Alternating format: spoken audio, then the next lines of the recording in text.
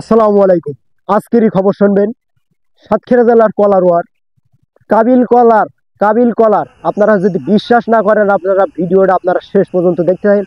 কাবিল কলা দু হাত একটা গাছ দু হাত, সেই গাছটির গোড়ায় আবার তিনটে চারটে বোক বেরিয়েছে। আপনারা সব টের পাবেন, ভিডিওটা না টেনে আবারও শেষ পর্যন্ত দেখতে থাকেন।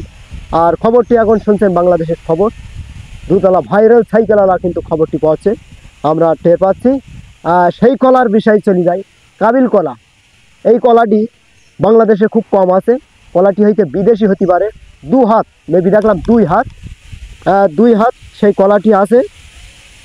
এক কান্দি কলাটি পড়িছে, এক কান্দি তার পাশে হাত, মেবি দেখলাম 2 হাত কলা গাছ।